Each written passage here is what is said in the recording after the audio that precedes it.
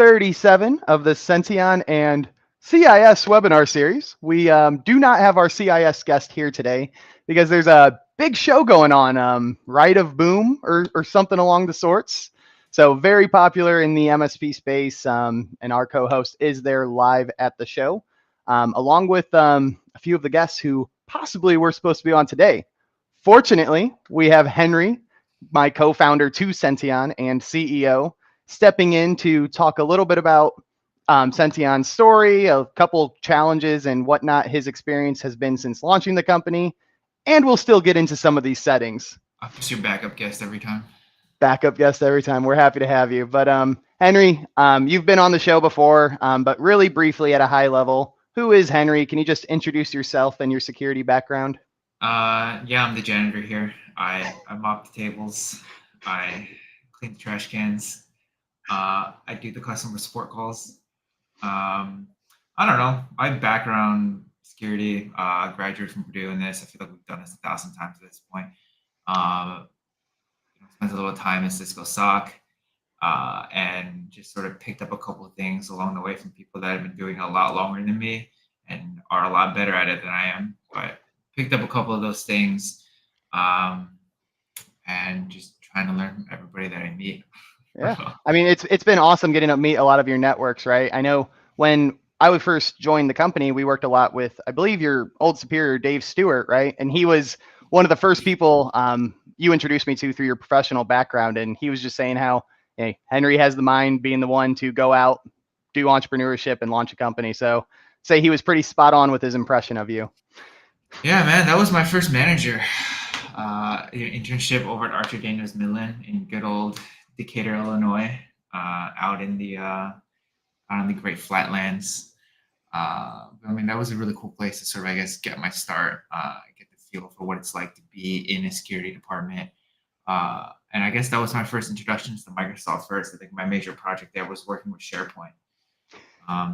So a lot of great memories with the people, not a lot of great memories with technology, but I think every MSP out there has their own SharePoint stories, but I think that's what makes it really cool working with you every day, because you are on a lot of the customer support calls, whether it's something technical or engineering related, but you have that background even as a CEO with that, what's it called? Eyes on glass, hands on keyboard, right? So you actually have the technical expertise to help guide through some of these challenges in the security world, and you've experienced them firsthand. Yeah, I mean, I think it helps me respect the struggles that people have every day when it comes to doing the stuff that we do. Because it's not just a number on a graph for me, right? I've looked at that 10,000th log, and I've had those days. Absolutely. And we've heard the Senteon origin story from you, so we'll bypass that question. But one question that I think has come up in conversations before, Henry, Senteon. Where did that company name come from? Name generator. No special story behind it? No, I mean, you remember this, but we used to be called CCASE. It was SECASE. I honestly don't remember how we came up with that one either. I think just generically it sounded like something that referred to security, so we were a fan of it. But nobody knew how to pronounce it, and so we just took a day and generated some names. Settled on this one, I guess, just sort of like the way it sounds, to be honest. Yeah, no real super fancy backstory for this one, unfortunately. It's more about the technology than company name, but no, really appreciate that. But overall, as a reminder to everyone in the audience, this webinar series covers the CIS benchmarks, which is exactly what Senteon is helping to remediate, monitor, enforce, change track, and report on these, all aligned to the CIS standards. So that's really the big thing we talk about in these sessions. And to date, we've really had our most success with regulated spaces and working with managed service providers. So Henry, being the CEO of the company and really taking us down this path of MSPs, can you kind of introduce, I guess, what challenges did you see that were unique to MSPs, or what's your experience working with them and as a whole, I guess? I mean, to me, MSPs scream like the industry of poor, overworked people that have way too many things on their hands to handle.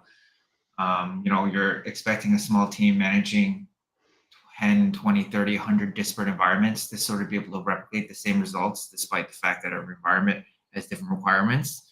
and you're expecting to do it across multiple different disciplines, right? Like these guys that are doing security that we work with, they're doing the IT as well. They're handling um, pretty much everything under the sun when it comes to IT and security for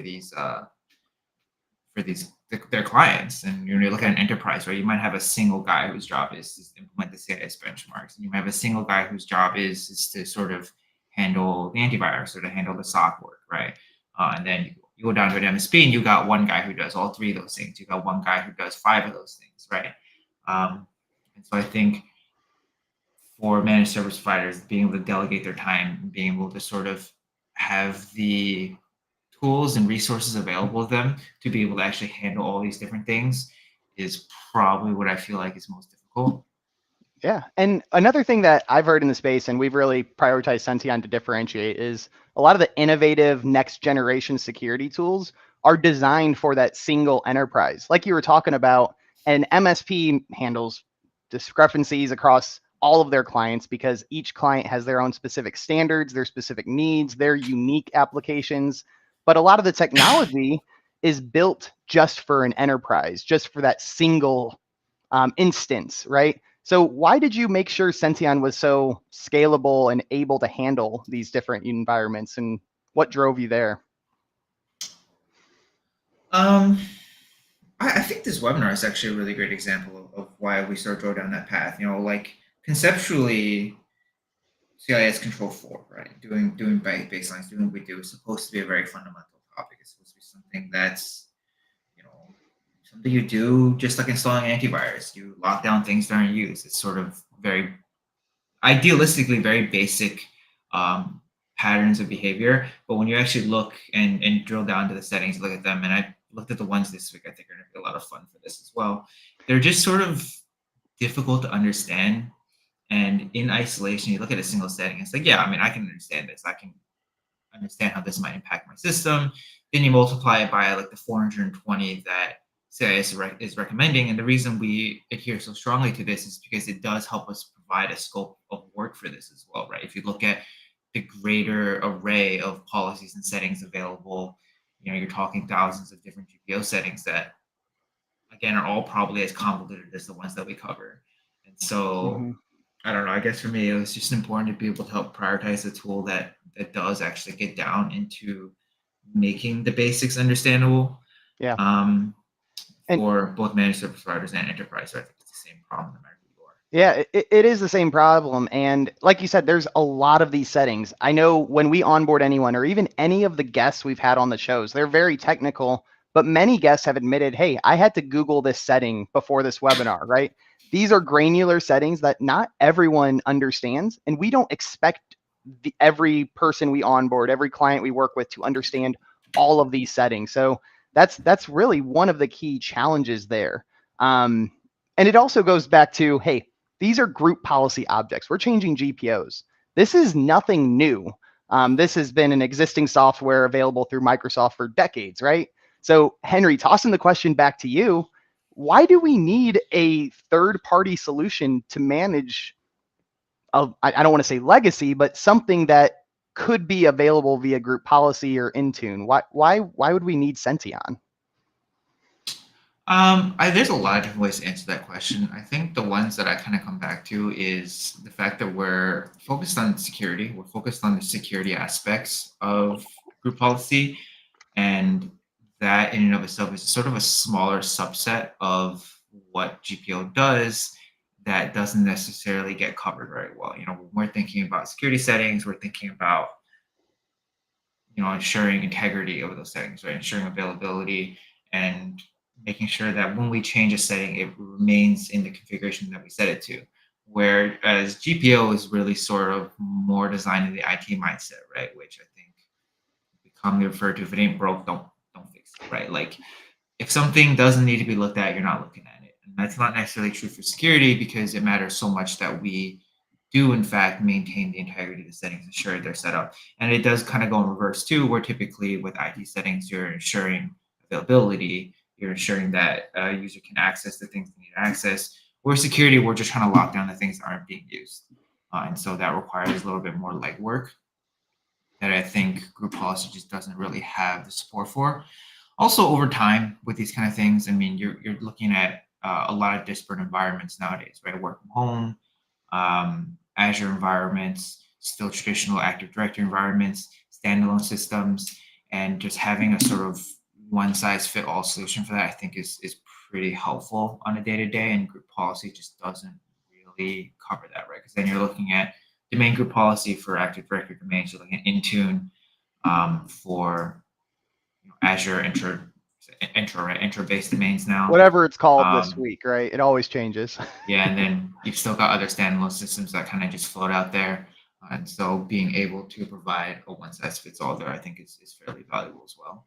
Yeah, and that's something we have heard from our customer base is, hey, I've managed these 20 settings in this app and these 40 settings in this app, but realistically, there hasn't been a single solution to support these multiple different types of scenarios. So great answer on that. Glad you were able to talk towards it. I'd be worried if you couldn't talk towards that question, Henry. Doing my job. But no, really appreciate that. Kind of moving forward to, I guess this concept of automation. You talked about MSPs having to do so much, and we built Senteon, or rather, when you started the company, and I joined later, you really had this impression that these group policy objects weren't even being remediated today because of the time it took. One method you didn't talk about in your response was PowerShell. I talked to a lot of clients where they're like, yeah, I deployed this PowerShell script 3 months ago, and 3 months later they ran into the same issue, and I realized that PowerShell script never actually applied the setting.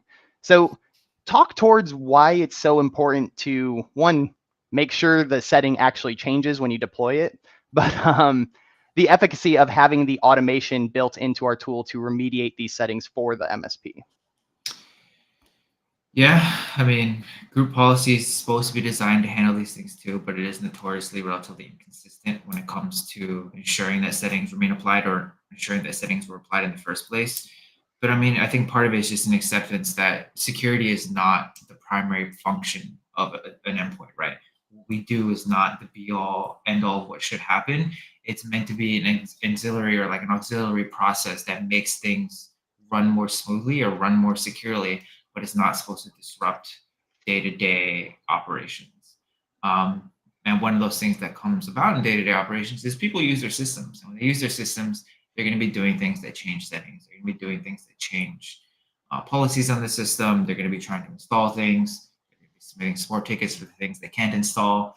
And generally everybody is going to want to take the path of least resistance when it comes to these things. Like I said, not your primary job function, right? And so as a result, computers just shift and change over time. And if you don't have a way to validate that it is still remaining compliance, then you're sort of just assuming accepted risk there whenever a user utilizes their system. Yep. And one thing you said in there was this concept of disrupt, and I'd love for you to obviously plug Senteon a little bit here. The big differentiator from what you guys are doing is you've incorporated a learning mode, because what you guys have identified is when a GPO is changed, it can sometimes disrupt the workflow, stop a user from performing an action that they typically make before. So one, explain why disruption might happen, and then introduce this learning mode feature that you incorporated into Senteon.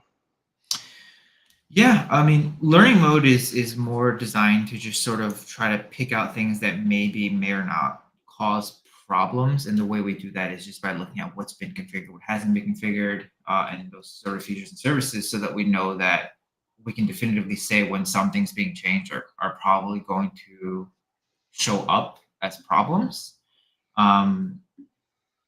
But I think a lot of that just comes down to the way systems operate and what the GPOs are actually capable of doing, right? So when we're talking about disruption, um, we see so many different settings that come up for different We do. disruptions. I mean, if you RDP into your system every day, right, or a standard process for clients to RDP into their systems, if you disable RDP, or if you set up network level authentication (NLA) for RDP systems, but they're RDPing from like a standalone machine that doesn't support it, you're going to block their ability to actually be able to get in and do their work, right?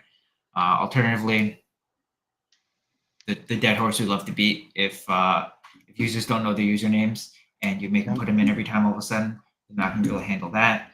Uh, there's some even in today's topics, which I think when you look at the title today was the RSS feed, search, Mm-hmm. and Microsoft Store. Is that the last? Yeah, summer thrift store. Yeah, like it doesn't really feel like there's going to be much in there that's interesting, but there's actually a lot of different settings that just sort of go into these that you don't really think about, or like a user might take for granted and isn't immediately obvious when it gets changed. And those types of things are disruption that's really annoying to figure out, right? And so our learning mode is designed to help mitigate that or help prevent those things from popping up 6 months down the line. It's also sort of a way for myself and Nicole, who are staring at these settings and trying to understand every single one every single day. It's sort of a method for us to disseminate our information or what we know in a sort of broader scope or spectrum, right? As much as I'd love to just sort of one-on-one with every single person that needs to manage these settings and tell them what I know, uh, you know, time is a thing and it doesn't really allow me to do that. But setting up a solution with a learning mode is a sort of method by which we can disseminate that information as best as A, possible. a little bit of Henry and our CTO Nicole in every Senteon instance to help that process, right? That's the goal. That's the goal, right? Very cool. And one thing you did say earlier, I meant to shout this out, but kind of the mindset that we've really experienced with a lot of MSPs and even enterprise, right? Hey, if it's not broke, don't fix it. Well, you introduced this with security, right? Security, you a lot of the time need to be proactive, right? Even if things are working and you can perform the job function, you may not be performing that function in the most secure way. With your example with RDP, maybe you're not RDPing in the most secure way and it's one extra click to do it the secure way, right? So I want to first give the high level. These settings we talk about with workstations, servers, and we'll get into browsers here in another episode. These are all by default not configured. They're very open for bad actors to get a foothold, do whatever bad actions they want to take advantage of the machines. But if they're hardened and changed from their default state, it's going to make it so the bad actor doesn't know the landscape going in and has a more difficult time getting into where they want to go. So I want you to introduce a little bit more on this. It's not broke, don't fix it. These default configurations that we're now telling MSPs, hey, you need to change these. What kind of risk is actually mitigated by getting rid of these default configs? Yeah, I mean it's a lot of different layers of the onion that get stacked up. But eliminating those default configurations just sort of eliminates a lot of those different attack paths that people might take. Right, some of them are very technical. Some of them are fairly well known. So SMB1 is a really common way for malware to move across, as I'm sure we all remember from 2018. Was it 2018? Has it been that long already? Yeah, something like that. But then there are other ones that they're just kind of stupid simple, and then you just don't think about them or don't consider them. And in some contexts, maybe they don't matter, but in some contexts, they really do matter, right? And I'm staring at one right now because we're going to cover one today. I think is hilarious, but is a pretty significant attack vector if you're not paying attention to it, or if you're not really sort of aware of the possibility.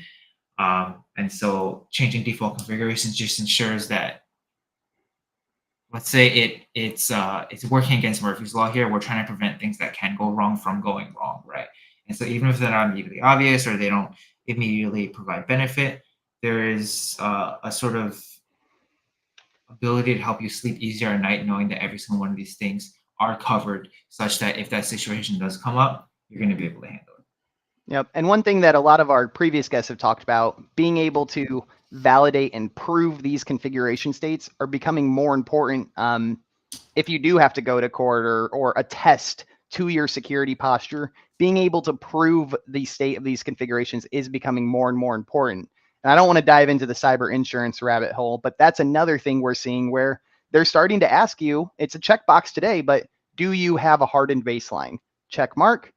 If you experience a breach, they may ask you to prove your hardened baseline. And if you can't do that, you lied, right? And they're going to get a way to not pay that claim.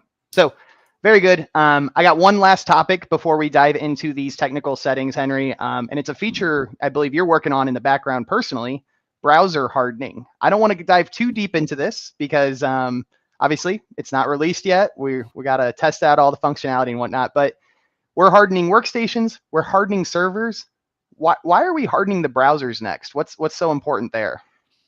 I feel like you're setting me up for a really self-explanatory question here, but I mean, what percentage of work gets done these days through your browser? Probably 90% plus, right? It's your gateway, or it's a standard usage gateway to the internet, to where all the people that want to get on your system are at. And it's sort of the most common vector, I would wager. I don't actually know for sure, but I would wager the most common, if not one of the most common vectors for actually getting attacks onto the system, getting malware onto the system.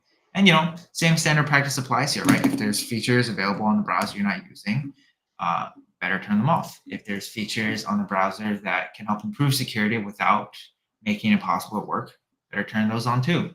And so just sort of honestly, same logic applies here, right? If we can prevent different access points from occurring, if we can prevent users from misstepping, if you will, then those are all things that we should probably prioritize and try to take into account. It's all part of that same mission, right? The proactive configuration management, proactive attack surface reduction, because we're entering an era where you can't just, all of us just accept, oh, this client's been breached. It's going to happen. I just need to react and be prepared to handle it. But that's not the narrative we really want to push at Senteon, right? These attacks can be mitigated. The chance they're going to be targeted, but the chance of that targeted attack being successful can be reduced. And that's what we're doing with all of these hardening measures that we really educate in this series and preach through the development of our solution. So appreciate that little introduction to a future feature release coming out hopefully this month, if not early April. But let's dive into the settings today. So let's pull up the first slide here. And I want to just call out some of these risks that we do mitigate. So if we can pull up the MITRE ATT&CK slide. One of the things, the first one listed here is just impair defenses, right? All of these settings we talk about is all about hardening and making sure the system is standardized and set up the right way. So a bad actor may want to come in and change these settings, right? Reduce the defenses, but could you kind of introduce that a little bit more? Yeah, I think about impairing defenses, right? I'm thinking about things that are configured to allow you to bypass other configurations or other security points that we've set up. I want to give an example, but I also want to hold off on it because I'm just thinking about the settings that we're going to talk about today. But in general, you're thinking about like if you've set up a really strong password policy, right? You've set up so that users have 16-character passwords. They're using large letters, small letters, numbers, symbols, all the stuff, right? And you're happy with your password policy is, well, that's not really useful if there's a way to bypass the password login. If you're thinking about things like convenience pin sign-ins, you spent 3 years rolling out a policy and got everybody up to par on passwords, and then nobody's using them, and they're using 4-digit pins. That kind of defeats the purpose, right? So that, if you will, impairs that defense or impairs that your ability to defend your systems properly. Yep, and that's perfect. And the next one here, I like that we have it listed here, gather victim identity information. So then I think number one attack method, a lot of the in recent articles, is phishing, right? We're not at all configuring your email. We're not, stopping a phish from coming in, but a lot of these settings will be utilized to gather unique information to make that phishing email more effective. But Henry, could you introduce a little bit more about kind of the topic I introduced there with that? Yeah, so identity information is sort of thought about a lot as very important because you don't want your credit card information stolen, you don't want your address stolen, things like that. But there's a whole nother aspect to that I think we don't think about as much, which is that information about you as a user can oftentimes provide a lot when it comes to breaking into a system or breaking into a network or breaking into a company in general, right?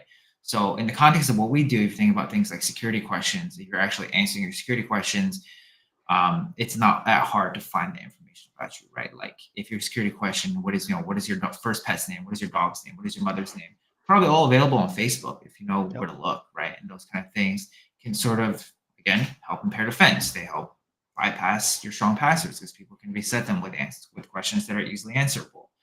And so trying to prevent those types of things from occurring, I believe, is important. I'll reference somebody else from YouTube. I don't know if you don't watch much YouTube, Zach. I don't do much on my computer other than work. Yeah, there's a guy who tells a story on YouTube about what he used to do as a penetration tester, and he's talking about how if you can get customer service agents, for example, to give a little bit too much information about, for example, where they go for lunch, right, then that becomes a potential vector for attack, right? Because if you can find out where somebody physically is, and for example, if they have their badge on them that they use to get into the building, there are ways to pull that information off from the badge just by being in proximity, and then you've got access to the building, right? All these sort of things apply here when it comes to the identity of the person you're trying to attack. Yep. I appreciate that. And we won't talk about the imperative defenses store control. We're going to get into those exact settings, but last one on this screen here, Henry, man in the middle attacks. We talk about this pretty often in this webinar. So really quick, just high level for our historical records. Could you introduce what a man in the middle attack is? So when you have a person in the middle. And you're tossing the ball back and forth, right? Or is that a different one? Yeah. That's playing keep away pretty much. Honestly, it's not an inapt analogy for it, right? Like if you got a guy in the middle, you're just tossing the ball back and forth and you're trying to keep it away from them, and they're trying to get the ball. And for you to do your work, that ball's got to go back and forth all day, but they only got to catch it once. Yep.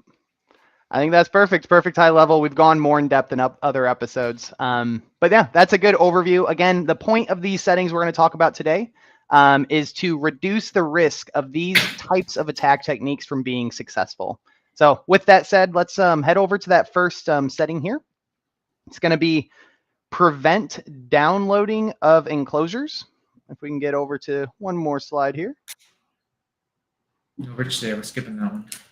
Cool. Yeah. So prevent downloading of enclosures is set to enabled. So CIS is saying not to allow this. But Henry, what prevent downloading of enclosures? What's that mean?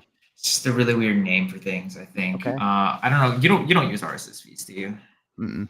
Yeah. So RSS feeds are just like sort of standardized way to pull information down from the internet. Where like if I want information from Reddit, I want information from my email, all that stuff in sort of one pane of glass. You can use RSS feeds to pull all that information down. And typically it's text-based only, right? Like you only see text. But what an enclosure is just essentially an attachment to an RSS feed. So think exactly the same concept here as an attachment on email. If you get an email from somebody you don't know, it's got an attachment on it that you don't recognize, you probably don't want to click that and download it onto your system. Same logic applies for an enclosure. It's coming off the internet. It's coming from Reddit. It's coming from whatever feed you're browsing on. You don't know what's on it.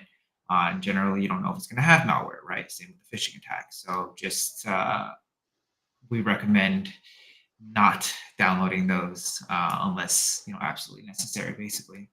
And if a end client wanted to download this and they weren't able to, that's going to force them to reach out to their MSP or their IT provider, their IT internal house, right? And now they're going to be aware of this, and they can either choose to either approve or not allow, right? This is just an extra barrier from the end client accidentally doing something, right? Yeah, I think there's a pretty small set of people that are going to be using this that won't understand the necessity of preventing the downloading of enclosures. But I'm sure they exist somewhere. So.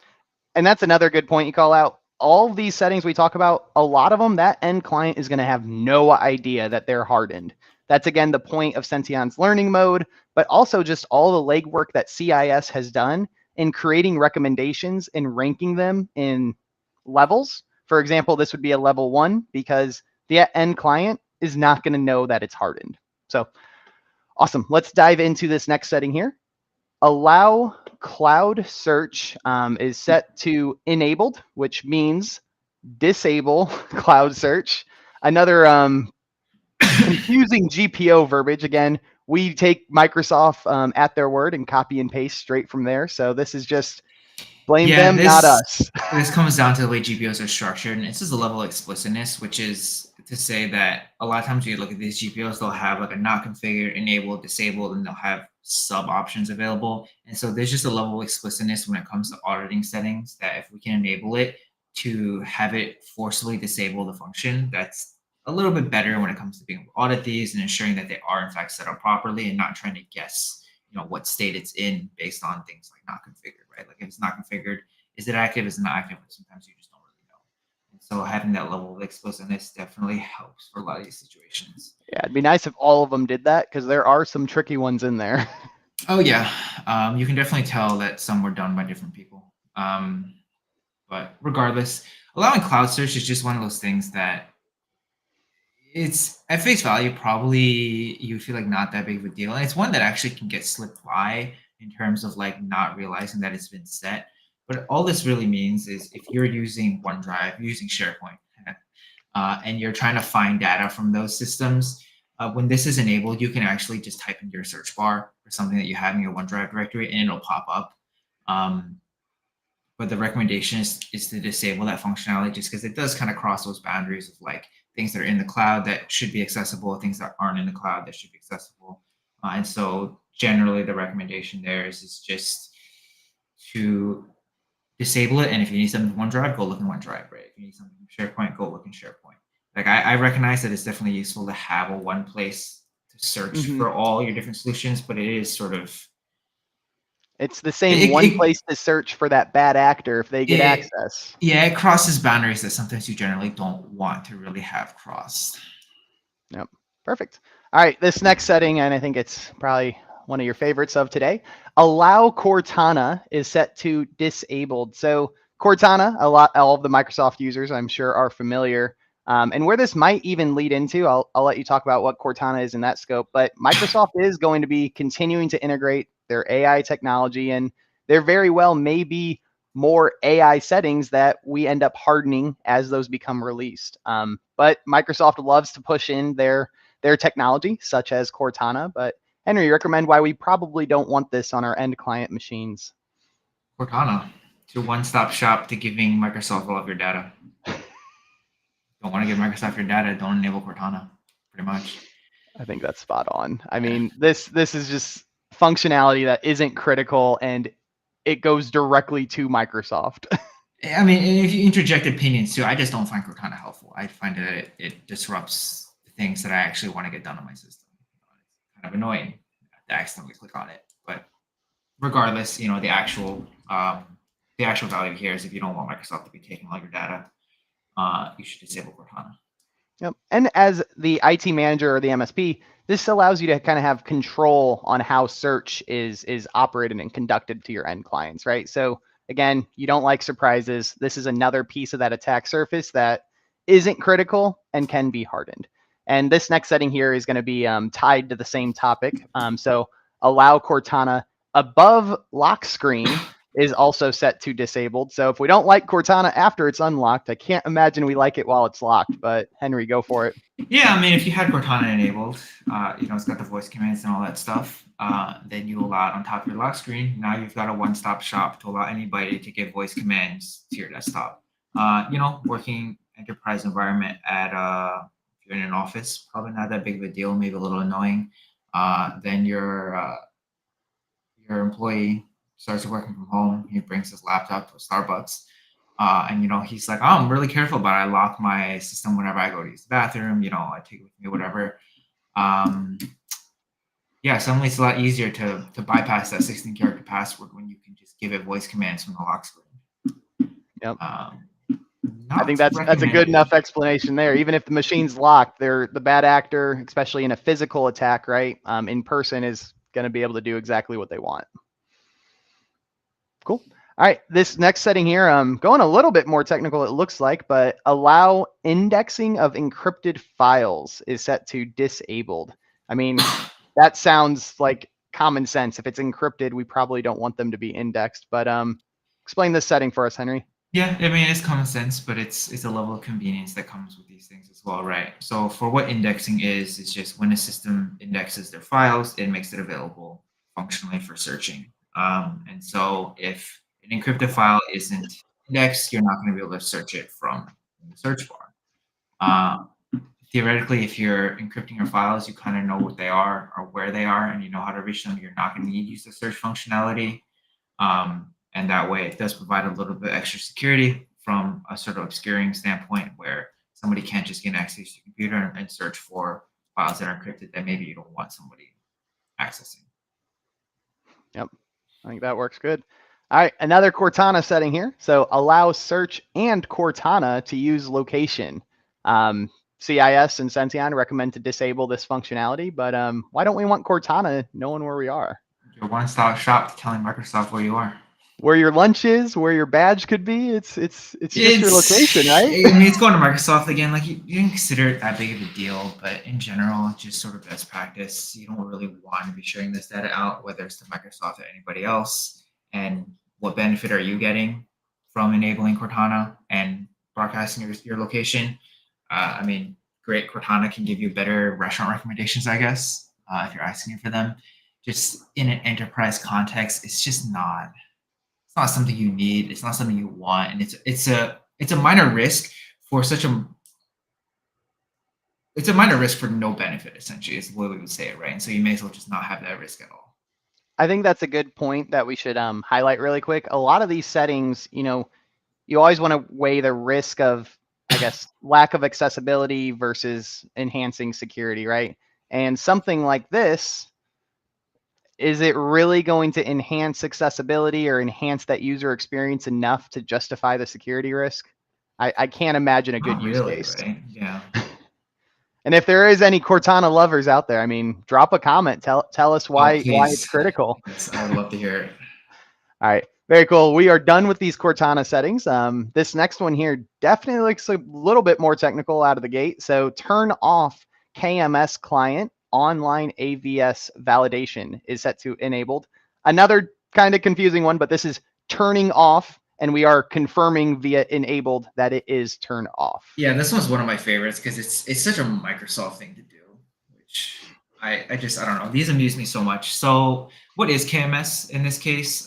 Essentially what this is a key management service can be used to load license keys for like Microsoft operating systems, Windows 10, Windows 11, as well as your different Office licensing keys, right? So that way, you can set up a new laptop without connecting to the internet, just doing it locally via your KMS system, right? So that's going to be stored in your Active Directory environment.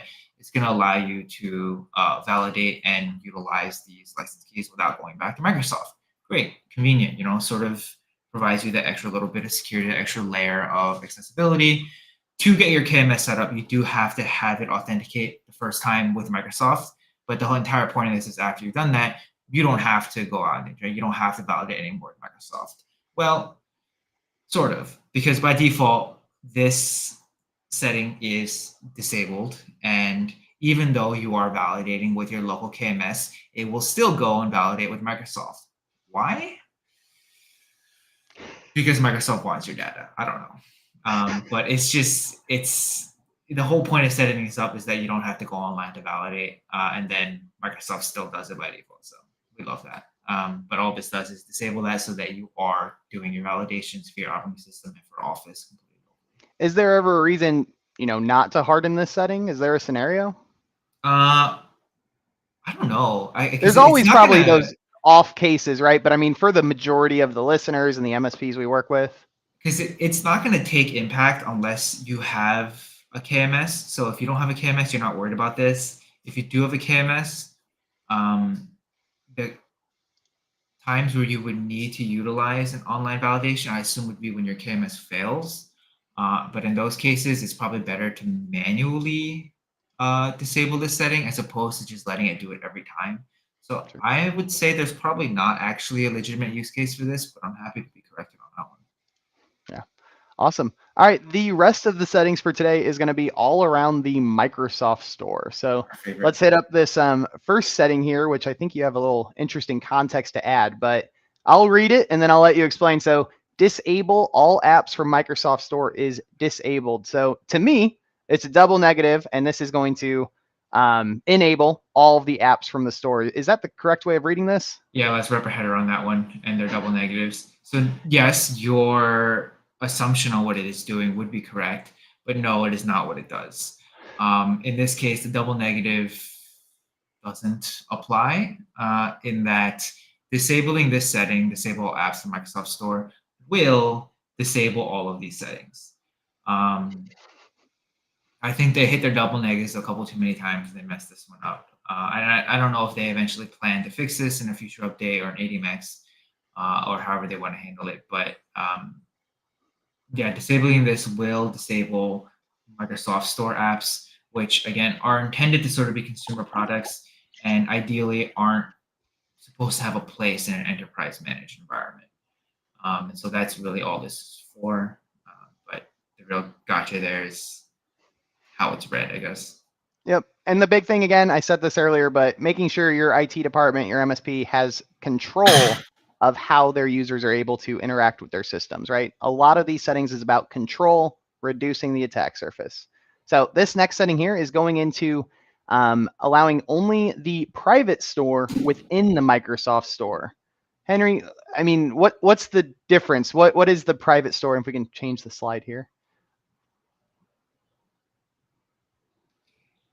There we go.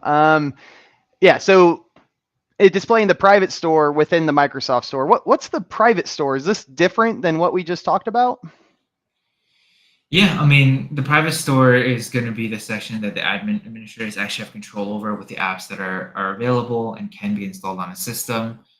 Public store, like I mentioned, really more for consumer products. I think there is an approval process to get your product on the public store, but think again, sort of like Samsung Play Store, the iOS App Store, right? There's a lot of junk on there. You don't really know what all of it is. And so again, taking the extra step of security and just removing things that aren't part of your curated set of applications is just that little extra step in security so that somebody can't just go on and start looking for whatever it is they want to utilize as far as the Microsoft Store is concerned. And potentially, again, controlling these apps, because yes, I do agree with you that Microsoft does have some types of checks and balance to make sure malicious apps are not published to their store, right? But if we allow that end client to install whatever they want, there may be a slip through, right? You're again just increasing the layers of defense. Hey, Microsoft approves it. Now I'm going to take the step to approve this for my organization and allow the end clients to download this from the private store as opposed to searching whatever they want. Yeah, and if you don't have a well-documented set of applications that are installed, you can kind of lose control of a lot of these things where, maybe they're fine today, but if they're not getting updates properly and a critical vulnerability is discovered 6 months down the line, but you don't have a way to easily update it, then that becomes a problem. And so it's just sort of best practice to ensure that the guys that are supposed to be managing the applications have access to manage the applications and know what they are. Perfect. All right, this next setting here is turn off automatic download and install of updates. And this is set to disabled. So this is saying we want automatic download and install of updates.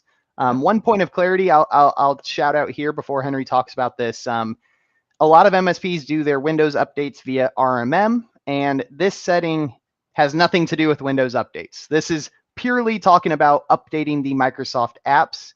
And regardless of your RMM setup, unless you are in fact doing this via RMM, you should harden this GPO. But Henry, please talk about this. Yeah, I mean, GPO names can be a little confusing out of context because they're missing the path and the whole section that they're in. But like you said, this one specifically refers to Microsoft Store apps. It's a double negative that they got right. You'll want to keep your apps up to date. There's critical patches. There's whatever else. If you're on this webinar, I can't imagine you need to be convinced of patch management. All right. Easier for yourself. All right, let's go to this next setting here. So turn off the offer to update to the latest version of Windows is set to enabled. So this again, kind of confusing, but explain to us what this means. Yeah, I mean, I think we've all seen this one. You got a Windows 10 box. They're like, hey, you're eligible to upgrade to Windows 11. Or, hey, your brand new computer is missing a TPM, so you actually can't upgrade it to Windows 11. This is just that prompt. I mean, again, patch management should be managed by the administrators. OS updates should be managed by the administrators. There's no reason end users should be able to see a prompt to upgrade their system. For them, it's just noise. It's also something they probably shouldn't be doing without approval because you never know what's going to break. And it'd be a Yep. little ridiculous to expect them to update themselves. So why even give them the ability to suggest it? Just remove the ability to even offer them that update, and then when you as administrator are ready to run it, you run it on your time, right? So Yep. just turn off that offer entirely. Plus, I Maintain think we the all agree control. it's pretty annoying to see it anyway. So Yep. I think we had some settings the other week talking about I think like the taskbar having all of like the weather alerts and all the other things. I forget what the setting is called, but anyway, oh, it's yeah. just another noise thing that the end client doesn't need to see. But awesome. Let's go over to the last setting of the day, and it is turn off. The store application is set to enabled. And I think if I remember right, this is an L2 setting. Is that That's right? It's just correct. Yeah. And so, as I'm sure you know, the difference between L1 and L2. L1 is that entry level, sort of every endpoint should have it. L2 is a little more restrictive. In fact, I find generally too restrictive for most systems, especially ones that are being used by non-technical people. But it is an L2 setting. It is sort of the level up of all the other ones. If you just turn off the store application completely, you don't have to worry about the private store. You don't have to worry about apps in the Microsoft Store. You don't have to worry about automatically downloading, installing updates. So if you disable it completely, you won't have to manage your own settings, but obviously then you don't have access to any of your Microsoft Store apps. So comes with yep. security, right? Gives and takes. So I mean, a lot of these L1 settings we talk about, we always say, hey, this is defense in depth. I mean, at what point should an MSP or an end client even consider looking at these L2 settings? Is there a good time? Yeah, I mean, I think L2 is an ideal to work toward, but some settings out of context are probably fine to implement. Like this one, if you don't use the Microsoft Store, right? Turn off the application. Perfect. That's an L2 setting you can implement, right? But I generally find the L2 baseline as a whole is a little bit too restrictive for day-to-day operations. Like I think it leans a little too strongly on prioritizing security over availability to the point where I'm half of the mind that if you're gonna do an L2 system, you may have an easier time just completely air gapping it off from the network, and that is probably a faster and in some cases less restrictive way of getting security onto that system. Very cool. Awesome. Well, that is all the settings for today. Thanks for the in-depth explanations and a little overview of Senteon at the start, Henry. But I want to give you the same opportunity I give everyone who joins as a guest. Any just kind of recent trends or takeaways you want to leave the audience with before we sign off? I don't know. I mean, going through these settings is always fun for me. Reminds me of all the things that I've had to do to understand these things. Yep. But I mean, takeaways, the settings are hard, but if you need help, we're here to help. Good old sales pitch to conclude the show. No, that's And perfect, man. I mean, overall, these hardening settings are difficult, right?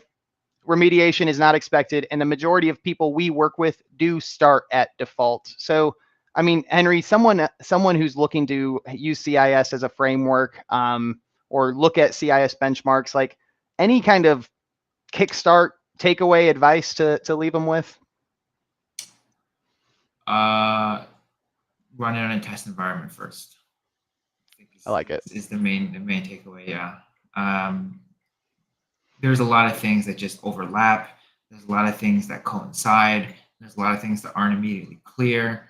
And at the sheer number of settings that are available, almost certainly you're going to run into something. And it might not be immediately, might not be next week, but some point down the line, I think our experience has been when people just shotgun all the settings on, something's going to break. Yep. Awesome. Well, thank you for coming on as a guest, Henry. Really appreciate it. And yep, like you said, shotgun the settings, something may potentially break, but that is really the innovation we work on over at Senteon to incorporate that learning mode and mitigate the risk of any disruption actually happening. So as we wrap up here, let's look at the next week's guests. So we do have, we can pull up the slide. Next week's guests. Cool.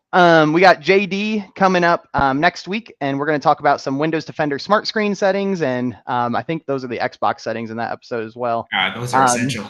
Yeah, essential to keep on all end clients. And then we got Heath Spencer, which is going to be another unique episode where we do have another vendor joining the call. Heath is the CEO of Traitware. They are passwordless technology, so he wanted to kind of introduce the CIS benchmarks for logon options, as you might imagine. And we have Corey White coming in to close out the month of March, and really looking forward to having him on the show. He's got a decorated background, so really excited there. But thank you for being here this week. And as we wrap up with this final slide here, Senteon does offer these assessments completely free. We can go over to this. Completely free for you to evaluate your environment, see where you currently sit, and if you want to go ahead and try hardening it, seeing what that experience is like. I'm always available on LinkedIn or via my email. Feel free to reach out. But again, Henry, thank you for being here, and we'll see everyone next week. I've thought about this with your assessments. You ever think about the fact that it's like letting Nicole and I melt our brains over these GPOs so other people don't have to do it? I can't imagine getting an assessment alone. I think the point of the assessment, in my point of view, is to illuminate the potential risks that are accepted, not to necessarily dissect every single setting on their own without calling us. I don't think any MSP or any engineer has the time to look at 400 plus settings with no background context. Yeah, that's true. All right, awesome.